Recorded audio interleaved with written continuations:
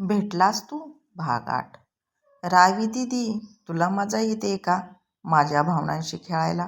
साऊचा आवाज थरथरत होता. रावी शांतपणे म्हणाले, साऊ, मला खरंच माहीत नाही नील कुठे आहे.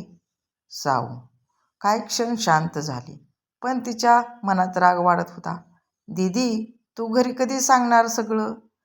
रावी दीर्घश्वास घेत म्हणाले, थोडा वेळ दे, अजून काही दिवस. साऊ चिडून म्हणाले, काय वेळ देऊ?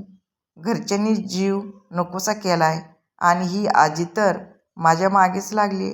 रावी तिच्या खांद्यावर हात ठेवते. रिलॅक्स, मी आहे ना तुझ्यासोबत. पण यावेळी साऊला रावीचे हे बोलणं खोटं वाटत होतं. तिकडे नील बेचैन होता. सावीने फोन का कट केला असेल? परत कॉल करू? नाही, कदाचित तिच्याजवळ कोणी असेल, तो स्वतःला समजावत होता. पण मन मनात मानत नव्हते. सावी आईच्या खोलीत जाते. बस साऊ, आई म्हणते, मला सांग, मी तुला कसा वाटतो? सावी घाबरते. आई, तू मला का विचारतेस? आई शांतपणे म्हणते, कारण रावी काहीच बोलत नाही आणि तू तिच्या सगळ्यात जवळ आहेस. सावी थोडा वेळ शांत राहते. नील खूप चांगला आहे, केअरिंग आहे, हेल्पिंग आहे. आईच्या चेहऱ्यावर हलकंसं समाधान दिसतं. तिला समजव साऊ, पप्पा येण्याआधी निर्णय झाला पाहिजे.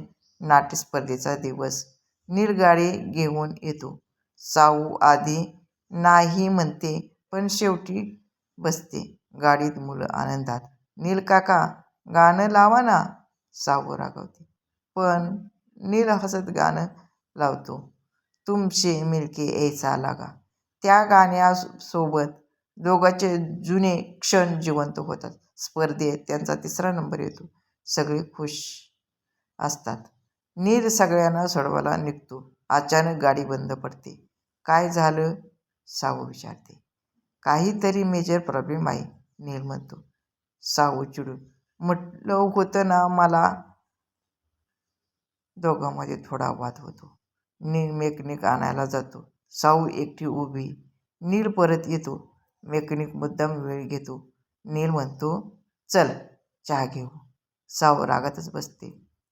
नील तिच्याकडे पाहत असतो. सावी आकाशात ढग दाटून आले की पाऊस पडतो, तसंच मनात खूप काही साचलं की ते बोलून टाकावंसं वाटतं. तू मला टाळतेस हे मला कळतंय, सावी लगेच म्हणते. असं काही नाही. नील गंभीर होतो. बस झालं, आज मला फक्त तुझ्याशीच बोलायचं आहे. तो तिचा हात पकडतो. मला जाऊ दे. सावी घाबरते. नको पळूस, खूप दिवसापासून आपण हा खेळ खेळतोय. सावी जोरात हात सोडवते आणि निघून जाते. नील तिच्या मागे धावतो.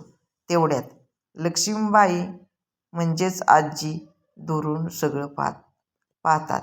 त्यांच्या चेहऱ्यावर राग येतो. शेवटी माझा संशय खराच निघाला, त्या मनात म्हणतात. सावी रिक्षात बसून निघून जाते. नील रस्त्यावर उभा असतो, हात खाली, डोळ्यात पाणी. कथा कशी वाटली?